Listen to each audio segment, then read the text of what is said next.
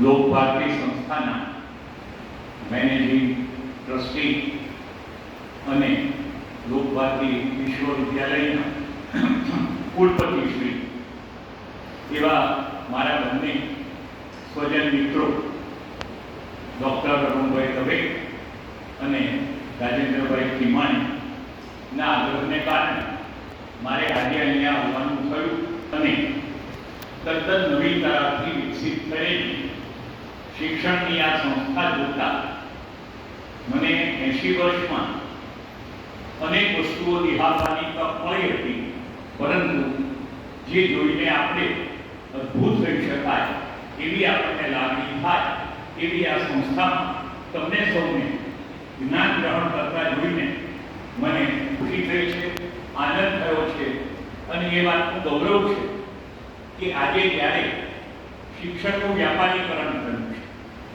લાખો રૂપિયાની ફી લેવામાં આવે છે, પરંતુ એ વિદ્યાર્થીઓએ સ્વાધ્યાય જ કરવાનો હોય છે, એમને શીખવા માટેની કોઈ સવલત મળતી નથી. તમે સૌએ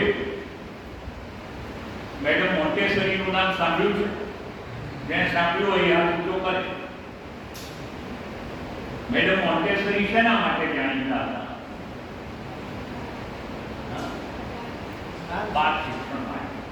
એ બાળ શિક્ષણ માટે જાણીતા હતા, પણ એમની માન્યતા હતી કે આપણે 5 જ્ઞાનેન્દ્રિય છે, આંખથી જોઈએ છીએ, કાનથી સાંભળીએ છીએ, નાકથી સૂંઘીએ છીએ, જીભથી સ્વાદ લઈએ છીએ અને શરીરના ચામડીના કોઈ પણ ભાગથી સ્પર્શ કરી શકીએ છીએ. મેડમ મોન્ટેસરીનું માનવું હતું કે બાળ શિક્ષણમાં જ નહીં, સમગ્ર શિક્ષણ પ્રક્રિયામાં આ 5 પ્રકારની અનુભૂતિ છે, એ જેટલી જેનામાં વિકસે એ સારું કહેવાય. આપણને એમ લાગે કે આપણી દૃષ્ટિ સારી છે, ચશ્મા ન હોય, બધું બરાબર લાગતું, પણ એક સમળી ઉઠતી હોય ને, જે નીચે પડેલું દેડકાનું પ્રાણી હોય ને, એને ઉપર 1 કિલોમીટરથી વધારે જગ્યાએથી ઉડતા જોયું છે અને એના ઉપર એક તરાપ મારે એટલે એની દ્રષ્ટિ કેવી વેધક છે. એ જ રીતે પોલીસ કોઈ ચોર કરીને ભાગી ગયો તો એની પાછળ કોને મોકલે છે? કૂતરા. ગંધને આપણા કરતા સેંકડો ગણી ગંધ એક શ્વાન પારખી શકે છે. આમ આપણે વાત કરવા બેસીએ તો અનેક પશુ પંખીમાં હજારો કિલોમીટરની મુસાફરી એને કોઈ હોકાયંત્ર કે કંપાસ કાંઈ હોતું નથી અને એ એના ટાઈમે એના સમય પ્રમાણે કરે છે અને ઘણા નાના પક્ષી હજારો કિલોમીટર અમુક પ્રકારનું ખાઈને ઉડતા હોય તો વજન સેટ ઘટે, પણ એને બીજું કંઈ ખાય નહીં, રાત દિવસ ઉડી છે. તો આ બધી શક્તિ કુદરતે આપી છે, તો માણસને તો ઘણી શક્તિ આપી છે. એનો વિકાસ કેમ કરવો એ એક શિક્ષણનું પાયાનું કામ છે. પરંતુ આ બધાનો વિકાસ થાય, પરંતુ આપણે જોયું એમ કે પશુ પંખીમાં પણ આ શક્તિઓ છે, તો આપણામાં વધારાની કઈ શક્તિ છે? આપણામાં વધારાની કઈ શક્તિ છે? વિચારવાની, સમજવાની, ગ્રહણ કરવાની અને બીજાને શીખવવાની. આ બધી આપણી વધારાની શક્તિ છે અને એને કારણે આખી શિક્ષણની વ્યવસ્થા ગોઠવાય છે કે કેમ વિચારવું, કેમ વિશ્લેષણ કરવું. આપણે ક્રિકેટની મેચ હોય તો એની પાછળ આવે કે ભાઈ ફલાણાએ આટલી ઓવર ફેંકી, એટલી વિકેટ ફેંકી, એટલા રન આપ્યા ને એટલી વિકેટ, તો એક વિકેટ લેવામાં કેટલા રન આપ્યા, આ બધું એનાલિસિસ છે, એ આપણે કરતા હોઈએ છીએ. તો સમજણ શક્તિ કેળવા અને સાચા માર્ગે કેળવા એને માટે આપણે એક શિક્ષણની પદ્ધતિ કરીએ. એના પછી આવે છે અનેક ક્રિયાઓ, ખાવું, પીવું, બોલવું, ગાવું, દોડવું, કૂદવું, અનેક પ્રકારની ક્રિયાઓ આપણે કરીએ તો જ આપણું જીવન આપણને જીવવા જેવું લાગે. આ બધાને નિયંત્રિત કોણ કરે છે? આપણી ઈચ્છા. આપણને ઈચ્છા થાય એટલે આપણે એ કરીએ છીએ. ભણવાની ઈચ્છા કંટાળો આવે તો કરવી, અને ભૂખ લાગે ત્યારે આપણને થાય કે ખાલી ગરમી હોય તો આપણને ત્યારે આઈસ્ક્રીમ ખાવી, તો જે તે સમયે આપણને ઈચ્છા થાય છે તો એક સામાન્ય માન્યતા એવી કે ઈચ્છા પૂરી થાય તો શું થાય? સંતોષ મળે, આનંદ થાય. પણ એક વિચાર કે બીજો વિચાર કે તમે બજારમાં નીકળ્યા છો, આઈસ્ક્રીમની દુકાન આવી, તમને ઈચ્છા થઈ આઈસ્ક્રીમનો કપ લઈ તમે ખાધો, તમે આગળ ગયા અને ત્યાં શેરડીનો રસ કે પાણીપુરીની લારી છે, તમને પાણીપુરી ખાવાની ઈચ્છા થઈ, તો તમને પાણીપુરી ન ખાવ ત્યાં સુધી શું થાય? મનમાં ઈચ્છા સળવળ્યા, અસંતોષ છે. એટલે એ વિચારકે એમ કીધું કે હકીકતમાં બે ઈચ્છા વચ્ચેનો જે સમય છે, જે ભગવાન બુદ્ધે પણ કીધું કે બે ઈચ્છા વચ્ચેનો સમય છે એ સુખનો સમય છે. ઈચ્છા પૂર્તિથી સુખ નથી મળતું. આ એક તર્ક લગાડ્યો કે હકીકતમાં જે સુખ છે એટલે માટે આપણને આ ધ્યાન, મેડિટેશન, યોગા શીખવવામાં આવે કે એ સમયગાળો વધવો, એ સમયગાળો વધે તો બે ક્રિયામાં પણ એવું છે.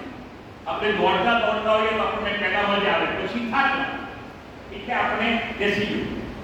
તો આ બધી વસ્તુ જ્યારે આપણે વિચાર કરીએ ત્યારે પહેલી વાત આવે અનુભવ, પછી વાત આવે વિચાર શક્તિ, સમજણ શક્તિ, પછી વાત આવે આપણી ઈચ્છા પૂર્તિ. એ આપણી સુખની શોધ છે, આપણે સુખી થવા માટે કરીએ. પરંતુ જે પેલા જાહેરાતમાં કે ભાઈ બેનો કપડાં પહેરીને ઊભા હોય અને એમ કે આની સફેદી કેમ બતાવે, તો એ ઈર્ષા પણ એક આપણા સ્વભાવનો પ્રકાર છે કે આપણને બીજાનું, ગુજરાતીમાં કહેવત છે કે બીજાના ભણનો લાડુ મોટો લાગે, આપણને ઈર્ષા થાય, સરખામણી આપણે કરીએ. તો આ બધા વચ્ચે જ્યારે શિક્ષણ આપવું હોય ત્યારે એને સંસ્કાર આપણે કહીએ છીએ, એના આધારિત શિક્ષણ હોય. પરંતુ એકલા સંસ્કારના શિક્ષણથી જીવન શાંત બને, પરંતુ આપણે આપણા વ્યક્તિત્વનો વિકાસ ન કરી શકીએ. વ્યક્તિત્વનો વિકાસ કરવો હોય તો આપણે આજના યુગમાં વિજ્ઞાન અને ટેકનોલોજીના તમામ પાસા સમજવા. અમારે ત્યાં અહીંયા જે કૌશલ્ય નિર્માણ કહે છે, અમે શરૂમાં મોબાઈલ રિપેરની તાલીમ શરૂ કરી. એના સર્ટિફિકેટ આપવા હું ગયો તો એક બેનને બોલવાનું કીધું, તો એ બેન તો બોર્ડમાં પહેલા 10માં આવી, ભણવામાં બહુ હોશિયાર હતા. 12મા ધોરણનું પરિણામ આવવાની તૈયારી હતી, ડોક્ટર એન્જિનિયરિંગમાં એને એડમિશન મળે એવું પાકું જ હતું. પણ વેકેશનમાં આ મોબાઈલ શીખવા આવ્યા. એટલે મેં એને પૂછ્યું, બેન તું ભણવામાં એટલું બધું છે તો આ મોબાઈલ શીખવા કેમ આવે? એને જે જવાબ આપ્યો એ હું તમને કહું. એ કહે કે મને એક વિચાર આવ્યો કે આજકાલ આપણે સૌથી વધારે સમય કોની સાથે ગાળીએ છીએ? મોબાઈલ સાથે. એ કેમ કામ કરે છે? ને ઓપરેટ કરતા આવડે છે, પણ એ કેમ કામ કરે છે એ આપણને આવડતું નથી. ને અટકી જાય તો આપણે એકદમ વિવર થઈ ગયા, રિપેર કરાવવું. એ કહે કે એટલું બધું તો અઘરું ન હોય, હું હોશિયાર છું તો મારે આ શીખવું. એ શીખી ગઈ પછી એની આડોશ પાડોશ હોય ને વાત બધી કોઈ અટકી જાય. પહેલા તો એન્ડ્રોઈડ નહોતા ત્યારે સ્માર્ટ નહોતા ફોન, એટલે તકલીફ. તો એ કોઈ એની પાસે આવી રિપેર કરાવી જાય, એ તરત કરી છે. આ વસ્તુ એટલા માટે જરૂરી છે કે આપણે આજના યુગમાં જીવવું તો પહેલા 64 કળા, એમાં અનેક કળાના ઉલ્લેખો છે. ગૂગલ ઉપર તમે જોઈ શકો પ્રાચીન. આજે આપણે યાદી કરવી કે આપણને કેટલી વસ્તુ આવડે તો આપણે પરાવલંબન ન લઈએ. આમાં પેલું લઈને ઉભા હતા ને સ્વાવલંબન. આ સ્વાવલંબન કેળવવું હોય તો તમારે ટીપાવું અનેક રીતે ઘોડાને પતરું એને ગોળ કરે તેની છે કે એને ટીપે તો ઘણો કે કબીરના દુહામાં પહેલું છે કે નીચે હાથ રાખે પણ ઉપરથી જોરથી ટીપે તો કુંભનો આકાર. એમ એ જે કુંભને આકાર આપવાનું કામ છે એમાં તમારો મોટો હિસ્સો છે. તમે એક વખત જિજ્ઞાસા કેળવો અને આ કામ હું કરી શકીશ, આ કામ હું શીખી શીખી શકીશ એવો આત્મવિશ્વાસ કેળવો એટલે તમારા વ્યક્તિત્વનો અંદરાધાર વિકાસ. આપણને નવાઈ લાગે. હમણાં વાત કરી રવિશંકર મહારાજનું નામ. મહારાજ ઘણી 4 ચોપડી ભણે અને ગુજરાત રાજ્યની સ્થાપના કોણ કરે? આમ તો હિન્દુલા વ્યાપીને બોલાવવા જોઈએ, પણ એ તો વિરોધ પક્ષમાં હતા, કોંગ્રેસને માફક નહોતા. કોને શોધવા? ત્યાં તો ઇન્દિરા ગાંધીને બોલાવી મહારાષ્ટ્ર વાળાએ ઉદ્ઘાટન કર્યા વડાપ્રધાન. અહીંયા રાષ્ટ્રપતિને બોલાવવા ઘણી મથામણ, પણ ગુજરાતના આગેવાનોએ એક નિર્ણય સર્વાનુમતે કર્યો કે ગુજરાત રાજ્યની સ્થાપના રવિશંકર મહારાજ જ કરે. શું કામ? કારણ કે તદ્દન નિષ્ઠુરી અને એમની સેવામાં એ જે મહેનત કરે, બૂટ ચપ્પલ પહેર્યા વગર આખું ગુજરાત મેટ્રોમાં ઘૂંટી વળે.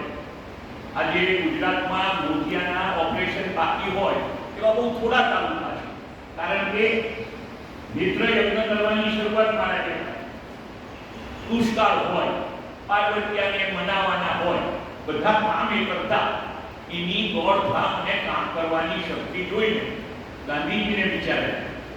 ગાંધીજી કહે કે જો મારી સમક્ષ ભગવાન પ્રગટ થાય અને મને કહે કે વરદાન માંગ, તો એ કે હું શું માંગુ?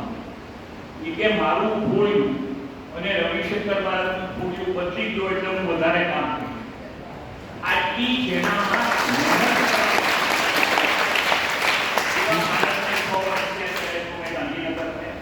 સારવારમાં આવતા ત્યાં પણ મારે એમના દર્શન કરવાનો મળવાનો લાભ થયો.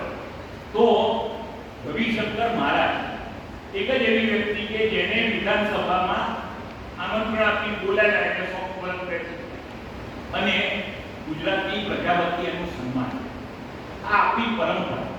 પરંતુ એ 4 ચોપડી ભણ્યા અને ગીતા વિશે ઘણા વિદ્વતાપૂર્ણ ગ્રંથો લખ્યા.